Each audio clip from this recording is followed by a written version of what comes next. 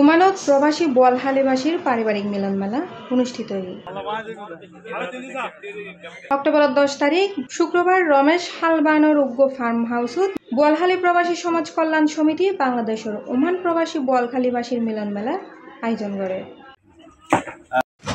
বুকুত में जी आरा आज ये बेगुन पारिवारिक मिलन मेला में जाय कइलाम उमानंद में जी बोलखाली समिति विश्व बोलखाली समितिर पक्ष থেকে आरा बेगुन একই আর কি করে প্রতিষ্ঠিত করেছি।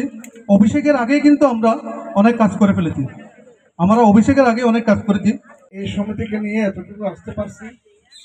আমরা সংক্ষিপ্তভাবে উক্ত অনুষ্ঠানত প্রধান আকর্ষণ আছিল সাংস্কৃতিক অনুষ্ঠান, খেলাধুলা এবং কুইজ প্রতিযোগিতা। সাংস্কৃতিক অনুষ্ঠান পরিচালনা করে ইঞ্জিনিয়ার মোহাম্মদ ইকবাল হোসেন আর ক্রীড়া ও অতিথি আপ্যায়নের দায়িত্ব আছিল কার্যকরী পরিষদের সদস্য।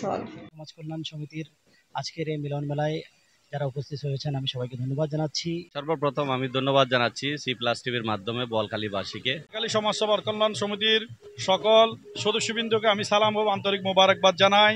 বিসমিল্লাহির রহমানির রহিম। আমরা বোয়ালখালীবাসী সবাই একসাথে হয়েছি, অনেক আনন্দ লাগতেছে। সমিতির সভাপতি মোহাম্মদ নাসির উদ্দিনের সভাপতিত্বে এবং সহ সাধারণ সম্পাদক মোহাম্মদ বেলাল হোসেনের সঞ্চালনায় সংক্ষিপ্ত আলোচনা সভা অনুষ্ঠিত হয়। সাধারণ সম্পাদক ওয়াহিদুল নবী, উপদেষ্টা সৈয়দ মঞ্জুরুল ইসলাম এবং সহসভাপতি মোহাম্মদ নূর মোহাম্মদ সমিতির আদর্শ ও উদ্দেশ্য উপস্থিত হওয়ার সামনে তুলে ধরে। এছাড়া সহসভাপতি মোহাম্মদ মহসিন সমিতির বিগত বছরের সামাজিক, মানবিক ও আর্থিক কর্মকাণ্ড উপস্থাপন করে। গত 2 বছর ধরে সমাজ কল্যাণ সমিতি আরা গঠন করছি।